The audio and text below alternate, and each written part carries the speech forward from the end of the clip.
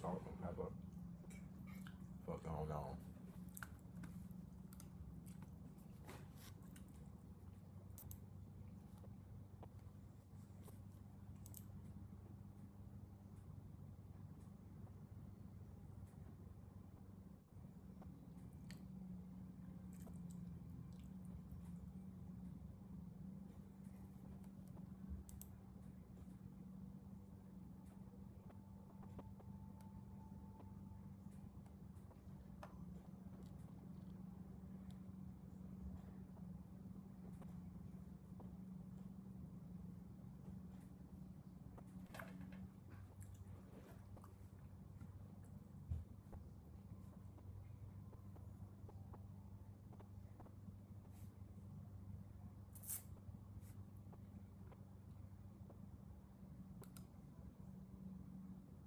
I would never buy candles online.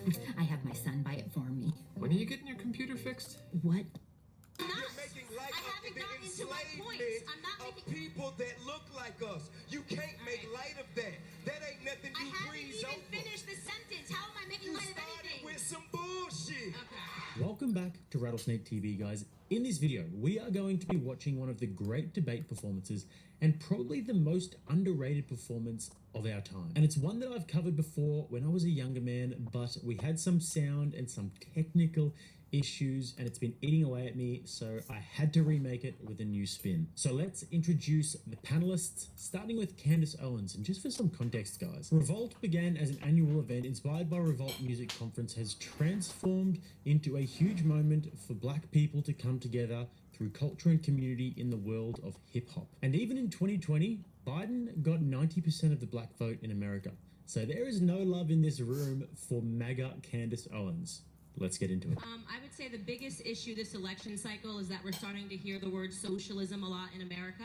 And it is something that I don't think people quite understand. 100 million people in the last 100 years. If you look at countries like Venezuela, former USSR, and we have people that are making it sound good, which is how these countries tend to vote socialism into their countries before it completely destroys everything the country has. And I would say the second biggest thing for me is that I'm getting tired of the Democrat Party drumming up the same issues every 4 years, taking advantage of the Black vote and doing absolutely nothing to fix our communities and expecting us to vote for them again. Next speaker is Killer Mike, who is one half of the hip-hop group Run the Jewels. And look, this is a nigga that I seen that when we talk about what's our important issues, a lot of times a lot of us try to cover broad ground. I seen him so at supporting Senator Sanders is one of my broad ground answers. It's within this campaign, but from a very acute and very where we are standpoints, African Americans have to be bigger part of the economic landscape of this country. We should be owners and not buyers. We should be a merchant class and not only consumers. We should have and we should use our political leverage power to leverage and broker government contracts on the behalf of us so that we have 15 Atlantas and not one Atlanta. You should be hunting, fishing, shooting, training, and focusing on self-reliance and not simply relying on the people you say to hate to take care of you. So some fantastic points there. And the last speaker that we will introduce for the sake of time is rapper T.I.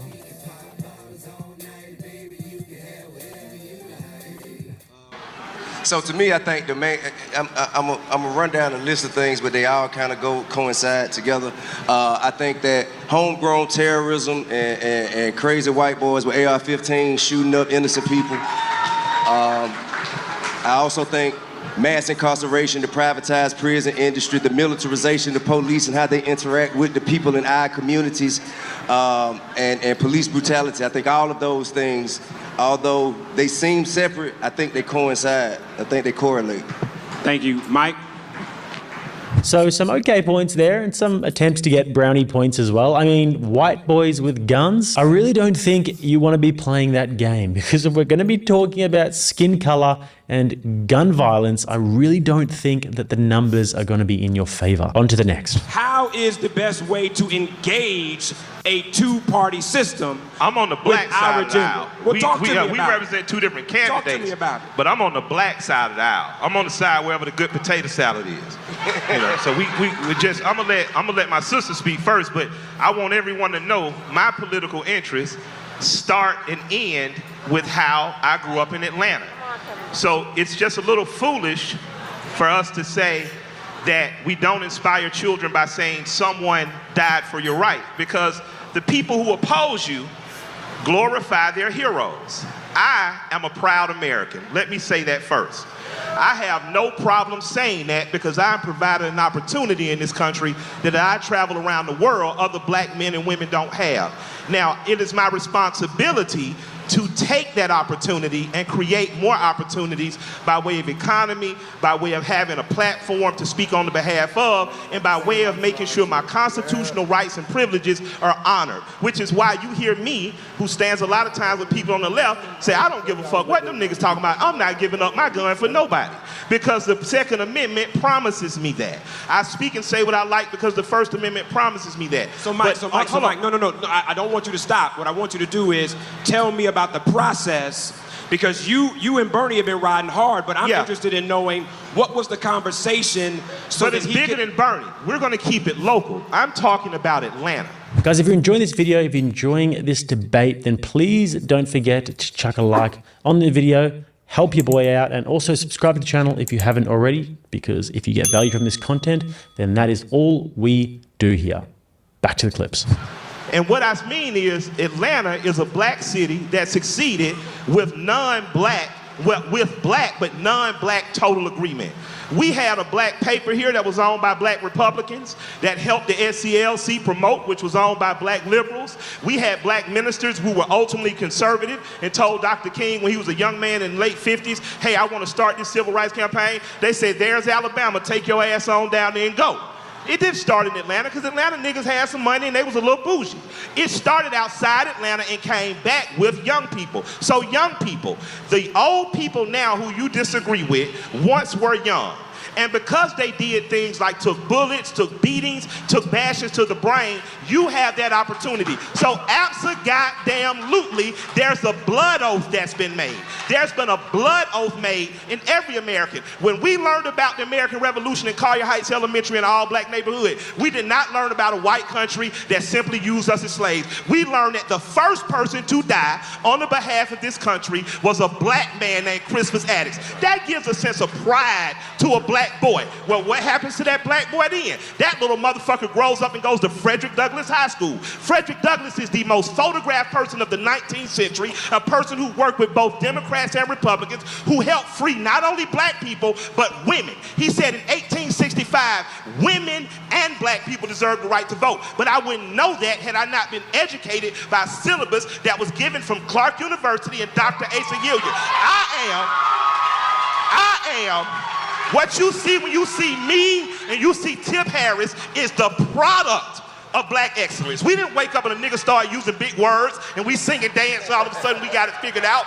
This is a process. Based. But notice there how he doesn't get much applause when he says that he loves America and when he says that he's for the First and Second Amendment. You see, normally, and you see this with woke leftist politicians, they will bash America in order to pander to the audience, get cheap brownie points and applause and sell victimhood. Not Killer Mike though. He is a man of principle and a force of nature for that matter. He is preaching a message of empowerment and taking control of your own life and your community and looking at history, not through the lens of just being a perpetual victim, but recognizing that African Americans have made immense contributions to that great nation. It's something to be proud of. Very wise message from a man who was wise enough to refuse to back Hillary Clinton in 2016. Based. And now let's watch things start to heat up as Candace Owens comes to the party, and watch very closely at the reaction she is getting not only from the panel but also to the crowd. Listen to their hostility. Same thing on the other side. How are we negotiating? What is the negotiation tactics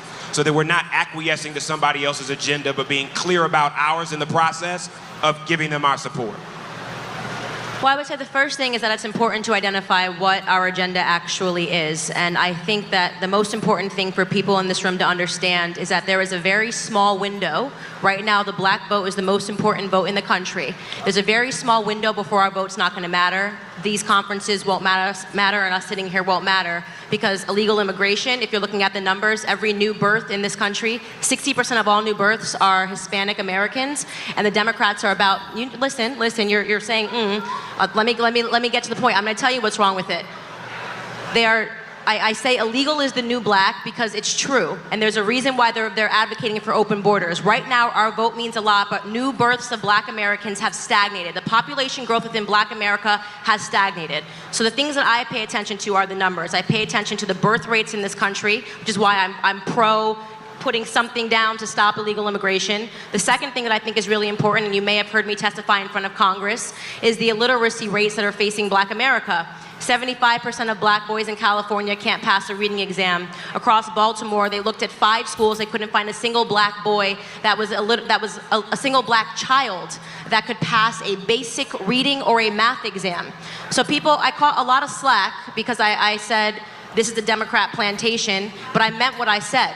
If you look historically at what the plantations were when we were slaves, there were 3 things that were necessary for them to run. The first was our ignorance. Black Americans were not allowed to learn how to read unless we would have our limbs chopped off. And that was because an educated mind cannot be enslaved. So the fact that our schools are in this condition in the inner cities and all throughout America, and not a single candidate is talking about it, is problematic to me. I think that that's a huge negotiating tool for me. We need to be talking about the inner city schools.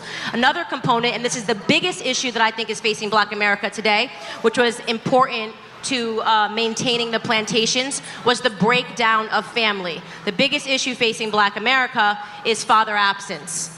We have children that are growing up without their fathers in the home, and that is being incentivized by the government right now via the welfare system. When the government says we'll give you more money if you don't marry the father of your children, you are incentivizing bad behavior in our community. What happens when you remove a father from the home? This is why I do not mess with feminism at all. I'm not with it. This breakdown and mocking masculinity, making it seem like there's something wrong to be a man, all of this contributes to the breakdown of family. When you remove... y'all, hey, hold on.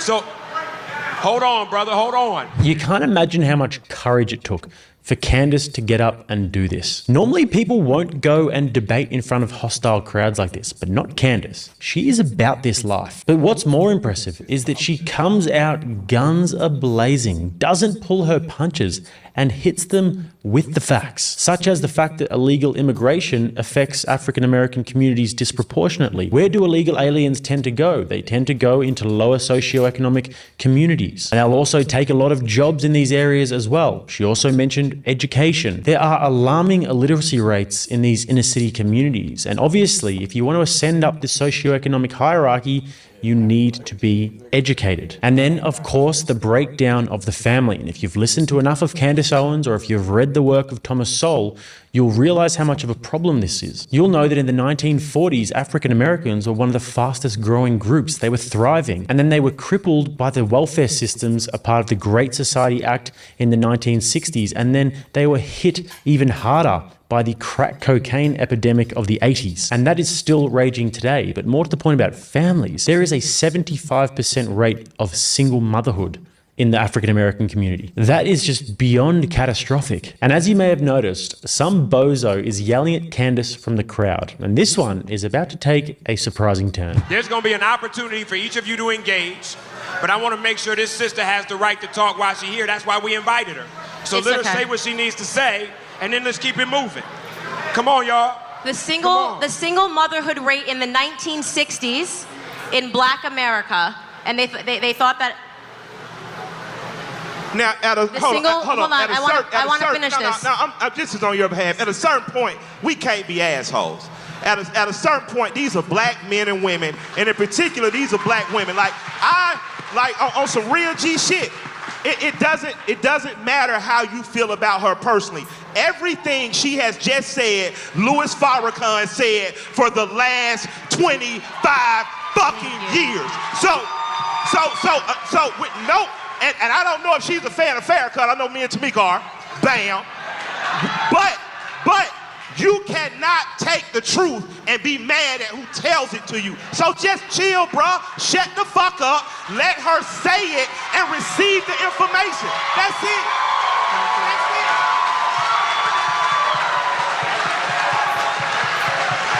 Absolutely boss there by Killer Mike. And that's what a real man does. When there's somebody on the stage who's trying to have the debate in good faith and wanting to bring value to the conversation, and somebody is obnoxiously screaming at her from the crowd, you tell them where to go. It's just a Chad thing to do, especially after the host was like, come on now, brother. Hold on, brother, hold on. No. Sorry. The correct response is shut the hell up, you idiot. Let the lady speak. And now, Candace has the floor. I apologize. I digress. Thank you. Mike, thank you so much for I saying what want you to continue because. Over the past 120 years, we've fueled our fair share of drives. Each one Because I was listening. Yeah. So, I mean, I've been turned into public enemy number one. I say the same thing when I hit every stage. The single motherhood rate in the black community in the 1960s, before Lyndon Baines Johnson started the Great Society Act, was 23%. At that time, that was considered very high. 23% of black people growing up without a father in the home. The single motherhood rate in the black community today is 74%. 74% of our children are growing up without a father in the home. It was Barack Obama, who I don't even really have anything for, who told you what happens when you remove a father from the home. You're 9 times more likely to end up in prison. You're 6 times more likely to drop out of high school, and you're 12 times more likely to lead a life of poverty. Why is nobody talking about father absence, and why do we keep being silenced when we actually do? This is what black conservatism is, by the way. It's really not. It's not that controversial.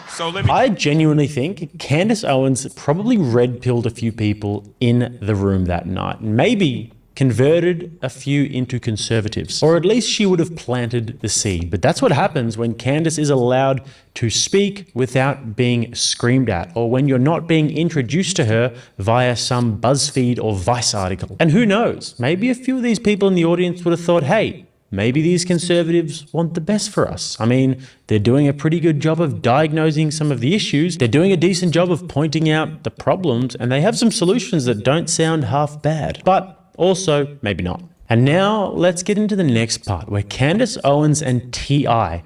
start to take the gloves off and throw haymakers at each other. And then some other lady from the panel starts to come in and do the Trump racist orange man badge stick, before Candace just goes into full Dragon Ball Z Super Saiyan mode. I had a question for both of you young ladies, and you and Candace, we've spoke many times, and you're a brilliant young lady.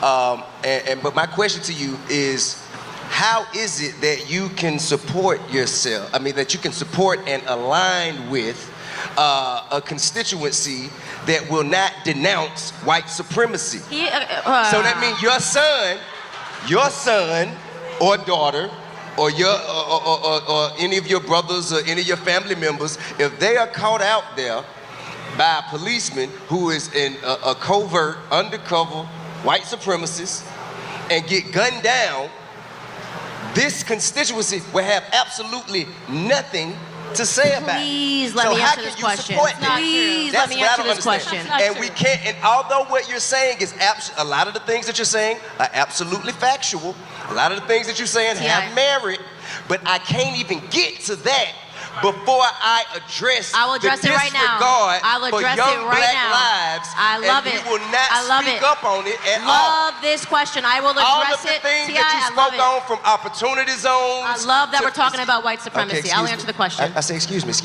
I didn't interrupt you. If I may. All right, so to tackle the white supremacy thing, your question was a fallacy because you said you insinuated that he has not denounced white supremacy. He hasn't. Somebody please go to his Twitter feed right now. Right now, go back to the shootings. The KKK? He said, no, because we gotta tell the truth. I do not stop. Who is the KKK? Now you're cutting me off, right? There we go. Now we're even. What he said was that. So listen. What he said was that there was good. No. on both Let me sides finish. of white Stop. supremacy. That's Because what you he guys said. are so That's hung not what he up said. on That's not what he said. Charlottesville, and nobody heard the entire clip. I want to talk about why we get manipulated. I'm being serious, guys. I'm not even trying to make this like a contentious moment, because this is literally why Black America loses right here. Why? Because we we're allow stupid? people. with cameras to go hear a whole speech, like they do this to me all the time. They take out a couple of sentences you said, and they create a whole new headline. And people that were not there get incensed and get emotional and don't actually go back to hear what was actually said in full context. They do it to me all the time. I know they do it to Trump. He has denounced white supremacy so many times. It's something north, somebody counted, of 24 times, and it's on his Twitter feed. So if you want to fact check me, go back to a couple of weeks ago when the shootings happened. He said, America is no place for white nationalism and white supremacy, and it's an issue that has to be tackled. I'm paraphrasing, you can go find it. Although so I he calls himself a nationalist. He calls himself a nationalist. Stop. You can fact check me. I'm either lying to your face, you can go on Twitter right now. You can do it live. So which one do you want us to believe? The first thing he says or what he says after the media comes after him? No, I'm talking about because the first thing he said was that Tanika, you're asking a different question than T.I. did. T.I. said, how can you work with an administration that has never denounced white supremacy? You're talking about Charlottesville? I'm talking about talking points that come out later. But what he starts with is racism. That's what comes out his mouth when he starts. See? And let me tell you something. How many mass shootings by white supremacists? And let me tell you why the black vote is the easiest vote for Democrats to keep for the last 60 years. All they have to do to get our vote, let me tell you something. If people know what you fear, you are the easiest person to control. The Democrats have figured out that black America is emotionally responsive to the word racism.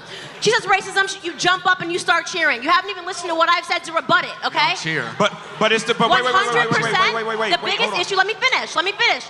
The biggest issue facing black America is not white supremacy. When Trump said there were good people on both sides, he was talking about the fact that some people that were in the Charlottesville rally, and he could have paraphrased that better, he could have said something better, literally came there because they don't believe that statues should be torn down, okay? Other people came there because they were upset that amongst the people that came there to watch the statue be torn down were also white nationalists. So what he meant was there were some people that were just there using their First Amendment right. There were some people that were there to respond to the white nationalists, and a big mess happened. I'm not trying to defend him or relitigate a situation. I'm saying that being hung up on that is allowing you to not look at an administration that is tackling so many issues in black America right now.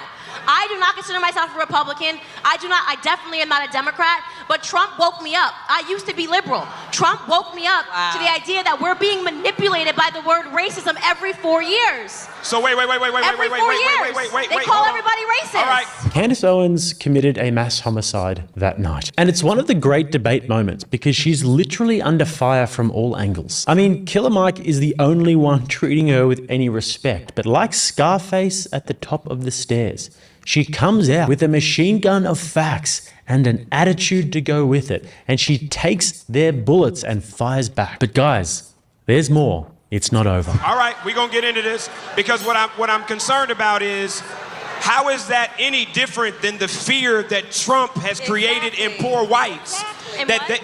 The fear that Trump has lifted in poor whites, that black people and poor urban people are their problem. Right. When did Trump ever say that? That's a fallacy. When did Trump ever say black people are the problem? Make America great again. That's when he said it. Guys, but I'm not on the panel, so I want to make sure. That was Ronald Reagan's slogan. Was that racist when Ronald Reagan had it as a slogan? Yes, what time? It was. Yes, let me ask you. So that please slogan answer is this. racist. Please answer this. I have a question. Wait. Tim, please just allow me just one outburst. Please. I have a question. When you say make America great again, which period are we talking about? The period when women couldn't vote? The period when we were hanging from trees? I'll answer. Or like the crack era? Which period in America are you trying to make America like So I actually think that I would totally rock a hat right now that said make black America great again. Because black America... make America. We're talking about make America. That wasn't the question. I am answering your question. Which period was America great that we're trying to replicate? Which era was it? Tell me. I think... I'll answer your question. I'm ready to answer your question. Which era was it? What? Which era was so great? Here's the thing that you guys are forgetting. America was actually one of the slavery was all over the world. All over the world. America was, I'm not saying it's okay, so why are you saying, oh? Hey, man. America was one of the first countries. I want to like you so bad. I'm trying to answer your question. Smart. I want to like you so much. I can't answer the I want to question. hear it doesn't y'all. I matter. want to be able to hear them. I want to be able to hear If I can't answer the question and you're just going to boo when I say slavery was all over the world, which is a fact, why are you booing a fact? Because you're making light of. No, I'm not. You're making light I of haven't the gotten to my points. enslavement I'm not of making people that look like us. You can't make light of that. That ain't nothing you I haven't breeze even over. finished the sentence. How am I making You light of started anything? with some bullshit. Okay.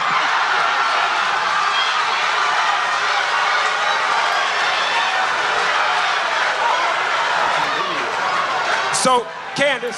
Candace, hold on, wait. We can be emotional, Candace, we can wait, boo, no, you no, can no, cheer, hold but on, I'm telling you right now, the black Candace, vote is hold on. not going to matter So after the next about 5 years if you don't start paying attention to what I'm saying to you. Because I'm trying to tell you guys the truth. Candace, the absolute truth got about you. what is happening in black America. You are being used, abused, and lied to and manipulated emotionally by the Democrat Party. That is what I am here to tell you. You want to keep Candace, uprising and talking about racism when they're taking our fathers out of the home, when they're making said that welfare. already. No. We got you. Because So we're hold seeing on it one happen second. right Hold on here. one second. Right here. Hold on I'm one telling you it, and you're being you. responsive because I can't finish a sentence So, about what I was Katrina, going to say about slavery. Disagree. Katrina. Everyone in totality you started with some disagrees. bullshit. Oh, and You that's did. culture, man. That's not intellectual. That's culture. I need you to come in. I need you to come in because So that says a lot about TR. He's happy to go after Candace in this situation, and he's certainly got a lot to say here. It's very easy for him to be on home turf and to be just yelling racism, and that's some bullshit, to rapturous applause from the audience. But try that anywhere else. Why don't you go onto a conservative show and see how that garbage is received, or even a neutral debate night? The fact of the matter is that you could never get away with it. But that's why this part of the debate is particularly egregious, because it just lacks honor. It's such a bully move, as far as one is able to bully Candace Owens, that is. And now let's look at some final words from Killer Mike, who presents a very interesting message and a very powerful message with a lot of historical context as well. What y'all are seeing right now are free people arguing over who got the best master. Oh yeah. So, we're gonna go back to silent. Let's register this shit back down. We're gonna lock this back down. So, I'll tell you when America was great. 7 years after the ending of the Civil War. Exactly what Hold, Candace, because you didn't give the comment, so you weren't prepared for that one. But that's not to jump on Candace, because again, I'm disagreeing with my friend. 7 years after the end of the Civil War, blacks within 7 to 15 years accumulated over 15 million acres of land. Hold on, before we get to clapping, because the niggas bought some shit. Black people were the only skilled labor in there. So if it was welding to be done, iron bending, cotton picking, it was black people. So instantly, your value became more. And Candace has a point. The point that she made about illegal immigration affecting you is that it's going to affect you at some point. Why? If the Kegel Chicken Factory is hiring illegal immigrants at an undercut on the rate, it affects the black people who live there, who should be demanding $20 an hour because they're being undercut. So when they get wiped out, they have to hire blacks, pay them, and unionize. So she's right on that. But hold the fuck on, I'm not finished. You have to remember that people who look like you immigrate too. So before you widely say, fuck them all, remember, America is always going to have a slave class. And if illegal immigrants or legal immigrants will not be the lowest paid workers, those in prison will be, and that always ends up looking like one of their sons. So it circles back around. So that's why people who are black, who are from 2 different plantations, gotta get the fuck away from massa long enough to say, how are we going to burn down both their fucking houses? Now, this is my thought.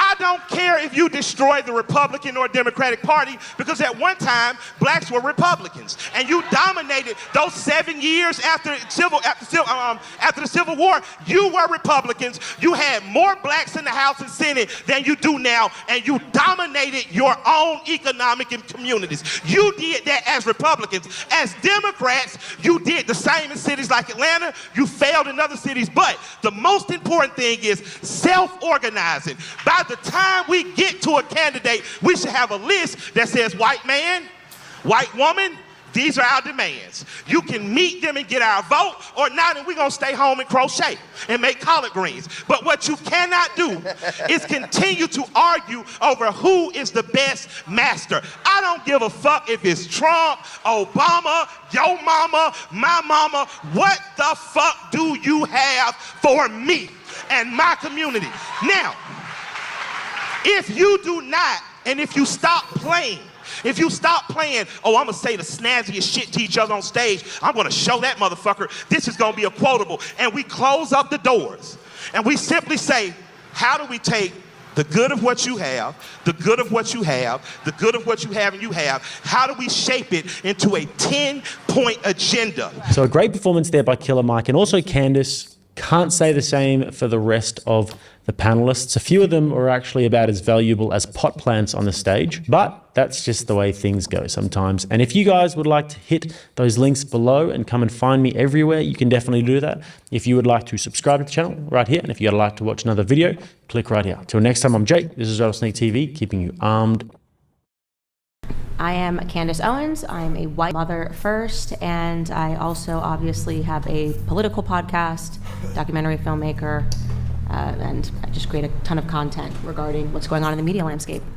Sweet. And you have tomorrow a documentary coming soon. Yes. Convicting a murderer. Very excited about that. What time does it drop? You can watch it live on X tomorrow night, so we're super excited about that. It also will be available on Daily Wire Plus. The first 2 episodes will be free. And yeah, it's jumping into kind of building on Netflix made Making a Murderer, made it seem as if Stephen Avery was guilty. I don't know if you guys watched that. It was everyone was obsessed with this idea that the justice system got it wrong. We kind of went in, re-examined the case, and created Convicting a Murderer, which is a 10-part series, first docu-series I think we've ever done at the Daily Wire. Extremely proud of it. It's apolitical first and foremost, and it's it's been a labor of love. So I'm super excited to bring it to everybody and to change people's minds about what they thought they originally knew about the case. So, yeah. And you went boots on the ground in, what is it, Manitowoc County? I went to Stephen Avery's the junkyard. The junkyard, yep. And yeah, I like to get my hands dirty in terms of really understanding what's going on and talking to people in the town and seeing how they are impacted. Because for us, we scroll through our cell phones aimlessly and we comment on these cases, but real lives are impacted.